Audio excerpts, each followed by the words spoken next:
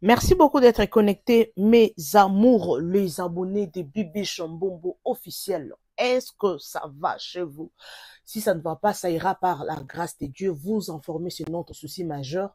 N'hésitez pas surtout de partager, liker et commenter sans oublier la cloche de notification. Une fois que je poste une vidéo, vous serez avertis. Un grand merci. Nabato Bazou s'abonner chaque jour.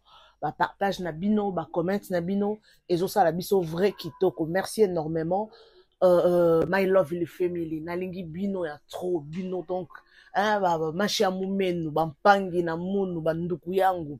Bino ba abonné na ma grande famille en tout cas. Merci na ba encouragement na bino, ba like pe ba comment na bino. Et ça langa vraiment vrai kitoko. Alors, mes amours, nayebi bino ba vidéo o bobi ke na lukela bino nga ba vidéo to ya to discuter together na bino, OK? Voilà, merci beaucoup. Ceux qui ont s'abonné na noté, faites l'effort de vous abonner, partager, liker et commenter sans oublier la cloche de notification. Une fois que je poste une vidéo, vous serez avertis. Merci beaucoup. On commence d'abord par la vidéo de Maniké. Maniké a répondre belle famille nae, famille à Babia, na chela kibino émission bomonaki, famille à Babia ba regretter, donc ba lingaraté, Maniké atanga combo. Ya mwana na bango, mais Maniké, elle est là, pardon, toujours kotanga combo Babia, et puis si donc, et puis si polémique, et puis si ko soit na donc ba komi ko répondre entre bango, ba komi qu'on se répondre dans les réseaux sociaux. Je vous amène d'abord la vidéo qui est le titre phare de notre émission.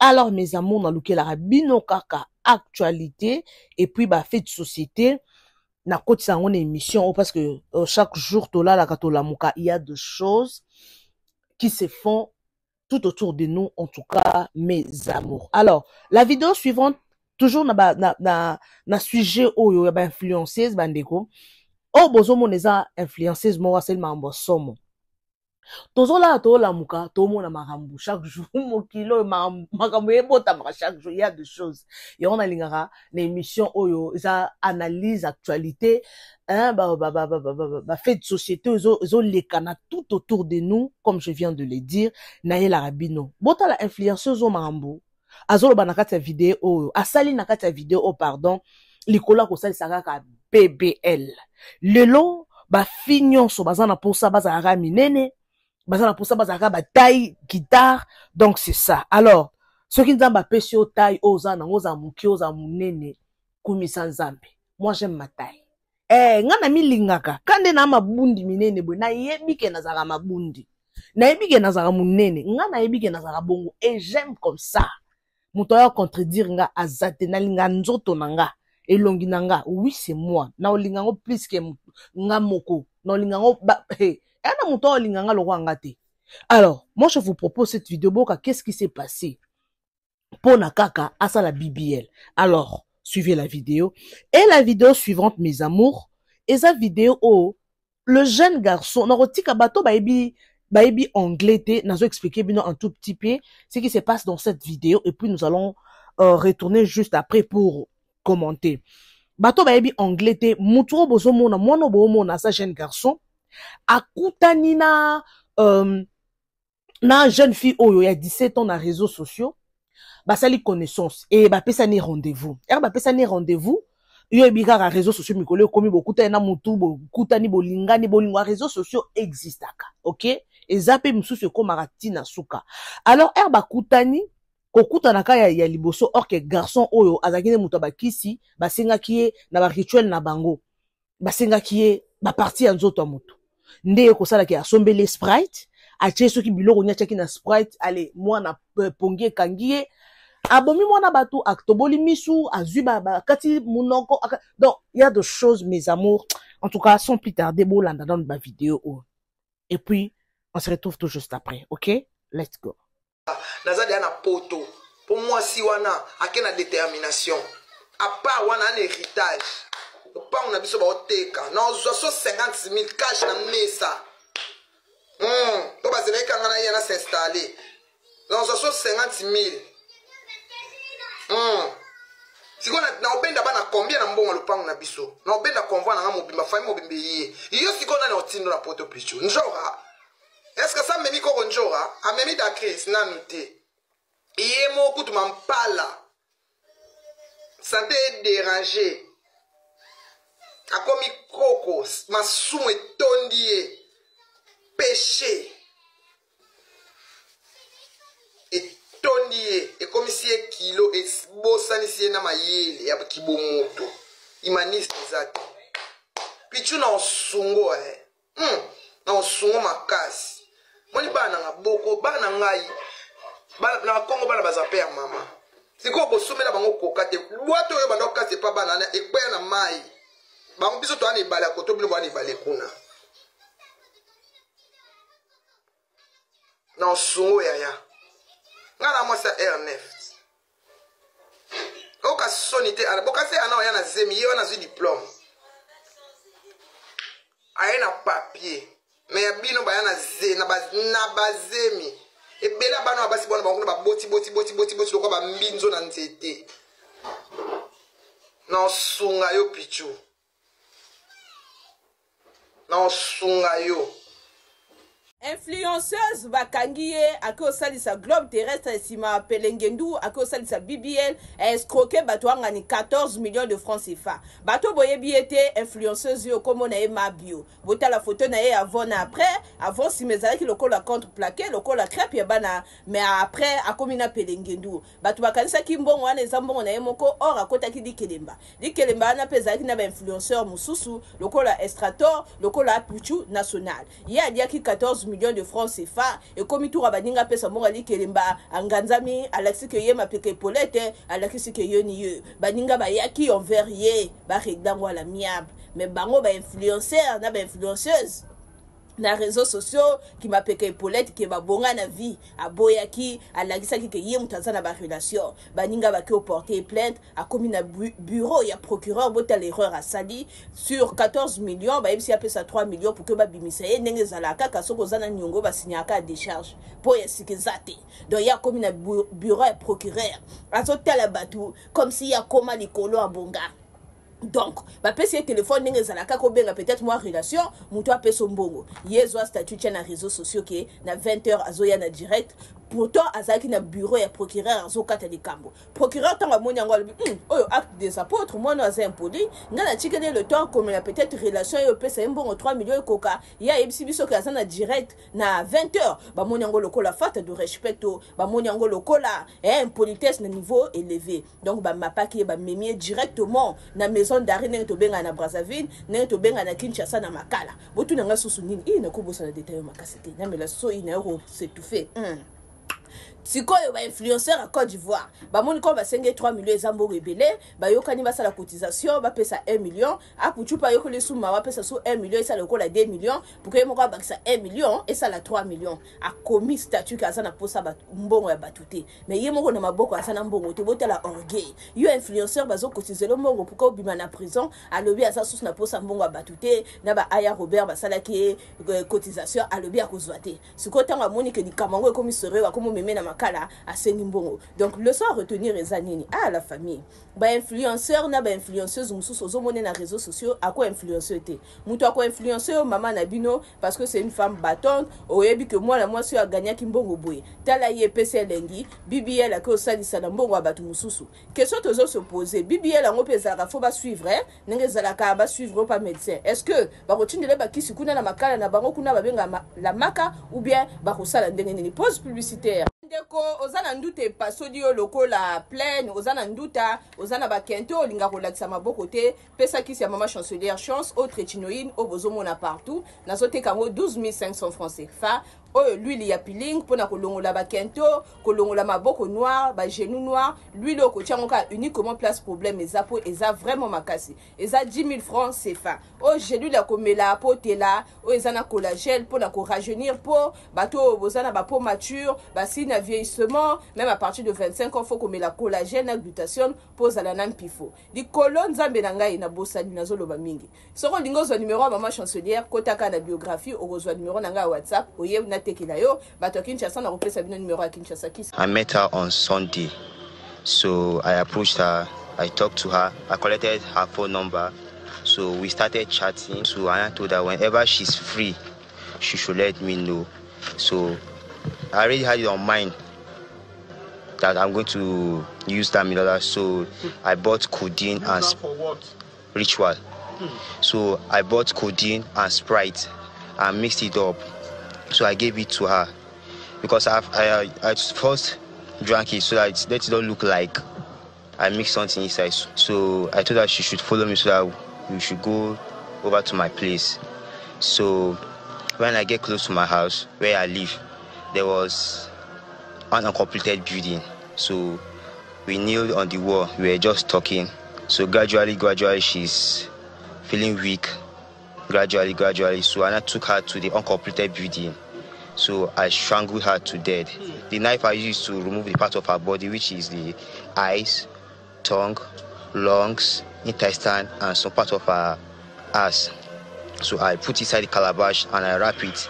So I give it to the driver, which he sent from Ibadan here to Lokoja. So he will bill it back to Ibadan. The operation of the State Intelligence Department led to the arrest of 3 others. On 4th of September, he met the deceased Abigail Adamelola and he lured her. At first, he pretended as if he told her he liked her, and which at the process, after much talking, he lured her into an apartment. And before then, he gave her a drink. And unfortunately, unknowingly to her, inside the drink, he has already put some codeine. And I also used this medium to call on the parent as well as the student that they should be aware of people they see around. The police is promising to prosecute all the suspects after investigation is completed. Oh, what and what? What and what? Which part of her? What and what did you remove from her body? Okay, why did her? Why did you remove anything? I told you that. Why did you kill her? I don't want to escape. That's why. She didn't see my face. Like I told you. You're gonna give doctor a chance to She pass. was trying to escape. She didn't see my face. Where did you kidnap her from? She know you before? No. Where did you kidnap her from? I brought her here. Where did you carry her from? From that gas station side. Gas station, you carry her? Yes, sir. How did you get her contact? I met her. You met her where? She was going home. She was last, but I don't even know where her house is. Okay. You lure her to this side? Yes, sir. Okay. How many of you like in there? I'm sorry, the only one like I told you. Where did you kill her? Where? Where is your house around here? That building there. Which building? This building there. Yeah, You kill her inside your house, right? By the side. What time? What time? Towards the evening, around that 9. Then you carried that from, what did you carry that from Around that? that side, I shoot her down. I Drag her. See the rope for the neck. And nobody sees you, sir. What time? Around what time? Around that 9. When I give I can look for nose mask.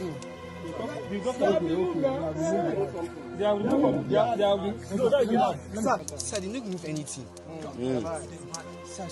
Hey. Merci beaucoup. J'espère que Bolandi bino moko boyoki momo mamboleki na vidéo. To bandano mamu ya Manike. To ebi ce qui s'est passé dans la famille de Manike et de la vie de Manike et Mobali Nae. La fois passée, na ki choqué komona Manike kolobake non babia Kofi abandai ko zoye na système. Nasi Bolanda ki vidéo wana. Batu yoso bazaki choqué et to mona ki leki ya babia leka ki pona koloba. Pourquoi Manike a ko tenir babiloko wana ba nonsense wana? Pourquoi Manike a ko tenir ango? Donc, ce qui il y a un artiste ils ont makambu su balande la raté. Ce qui est là que makambu sur les canaux réseaux sociaux balande la mais batu belé bakangama. Je vous dis, mais batu belé bakangama.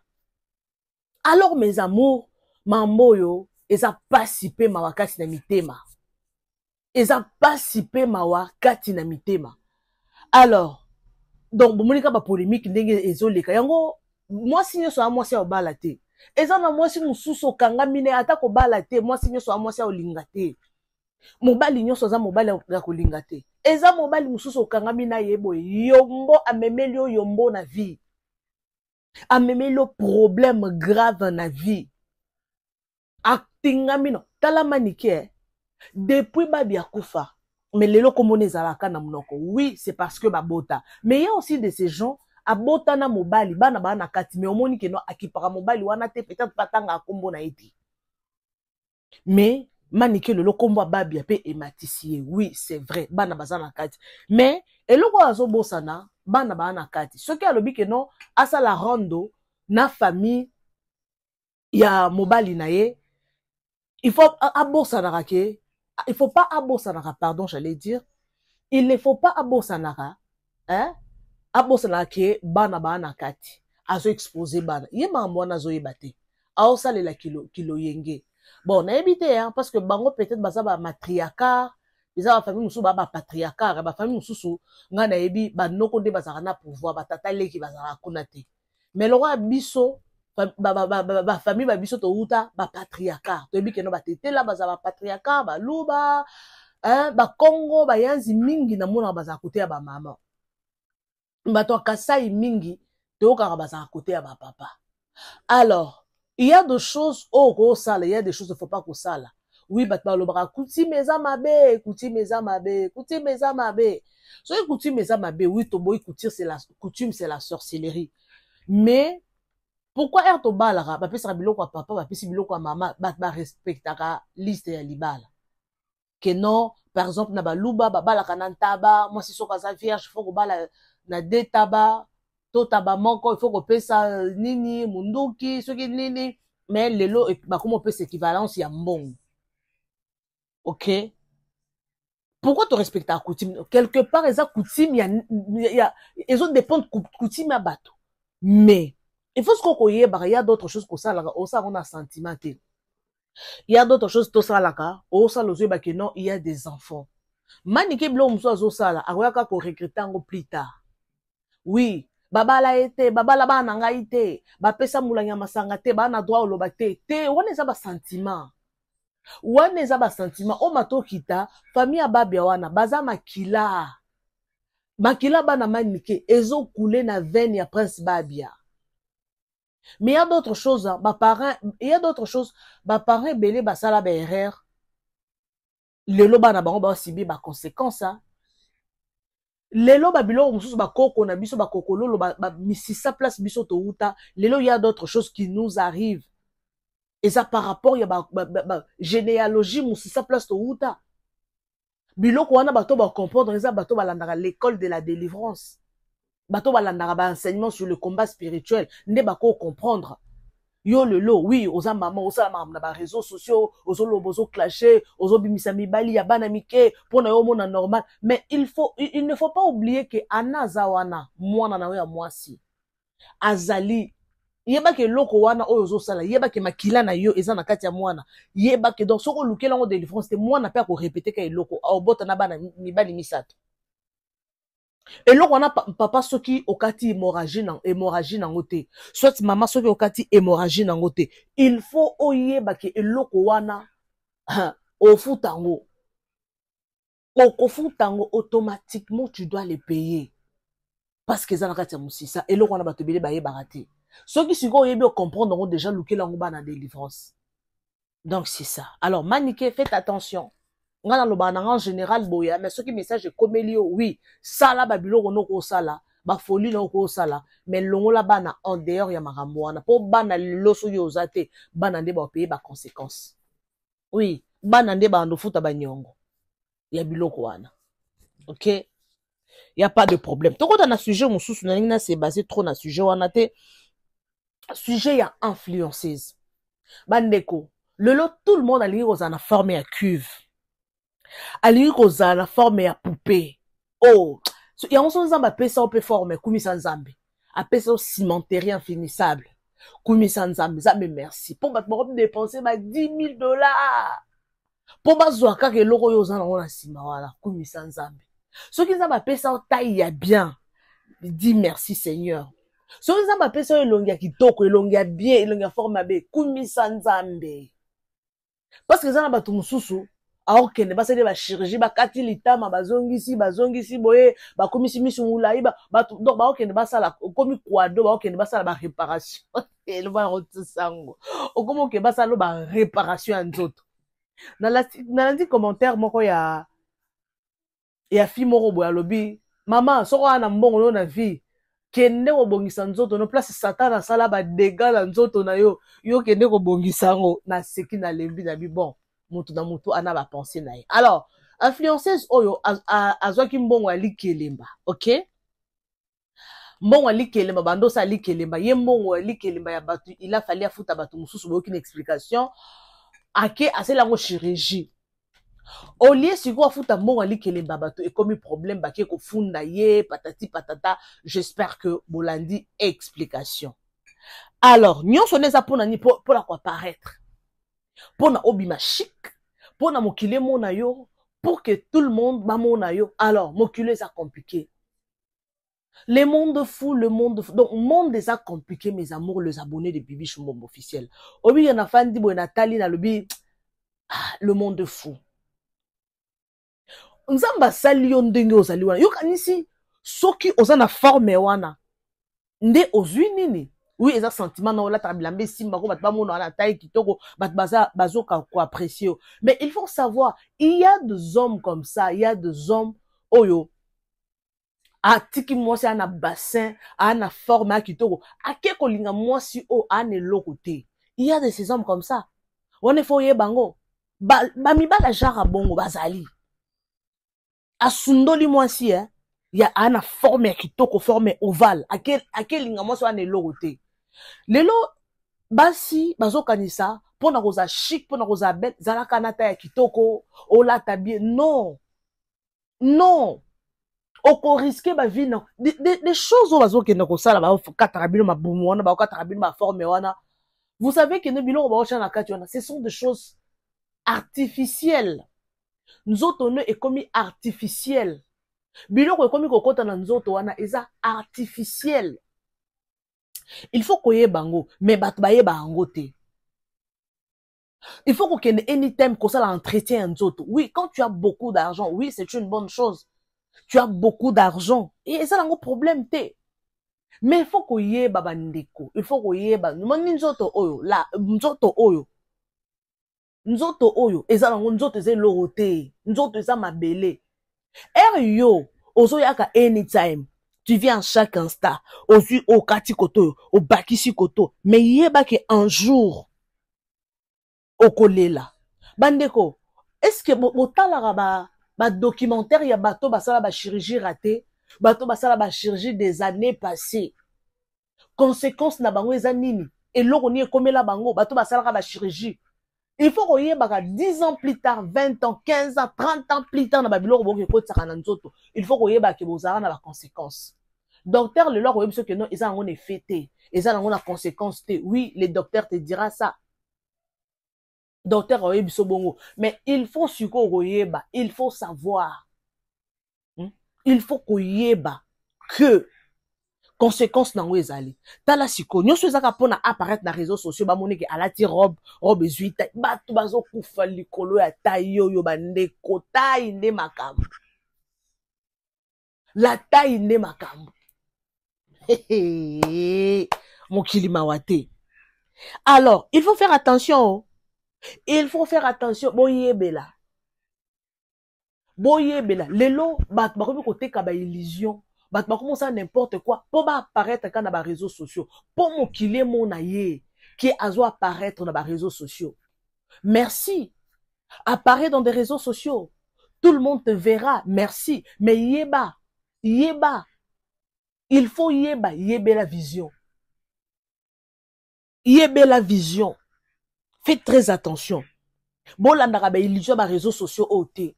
Bon là n'a pas sentiment réseaux sociaux au moins n'a pas qui apparaître. Mais il faut se reroyer bara moto ana biloko oyo azozwa wana azozwa ngo ndenge nini yo zolula moto alata bien na ba réseaux sociaux azo apparaître nice na ba réseaux sociaux, mais il faut se reroyer ba moto ana azo apparaître nice na ba réseaux sociaux azozwa mbongo wana wapi sala ni po azozwa mbongo wana ndenge azo apparaître wana tu ne connais pas.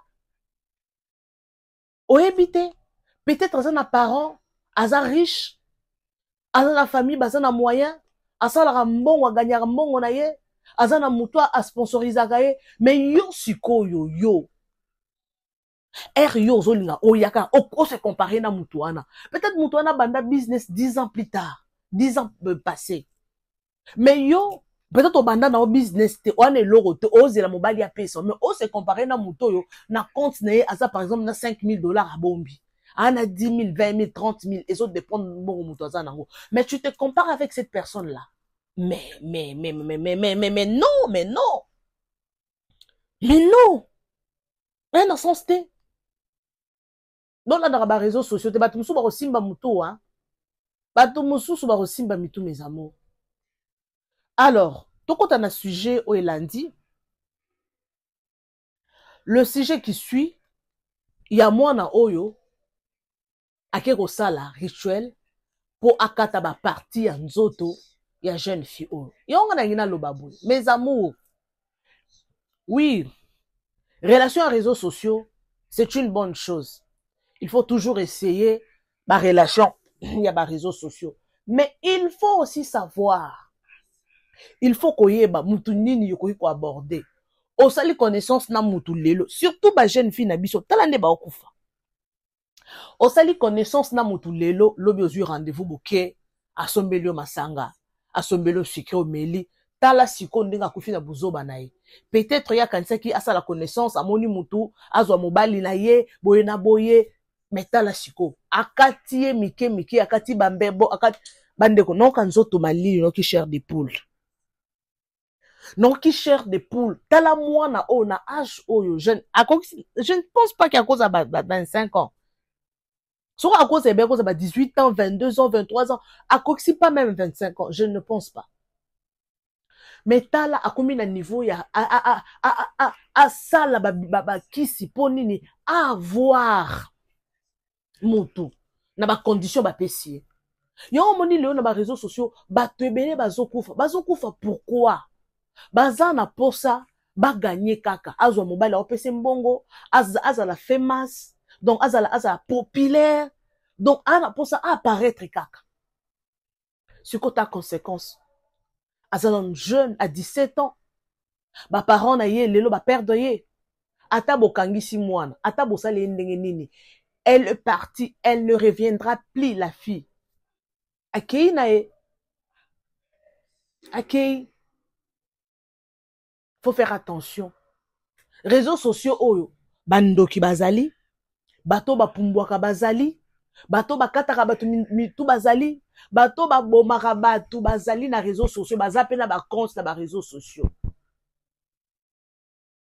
Bazana ba compte na ba réseaux sociaux. Alors, soki yo osali attention te okolela na munoko mboka. Okolela na munoko ya mboka. Faites très attention mes amours. Lelo na réseau ba frapper ba tondi na réseaux sociaux. Ngako ba nga ba frapper nga ye na réseaux sociaux. Ata ba 2 ou 3 fois. Ba nga ba frapper nga na bité. Mino boko mi frapper nde bino moko surtout ko frapper maman na yo, frapper papa na yo, o frapper camarade no intime.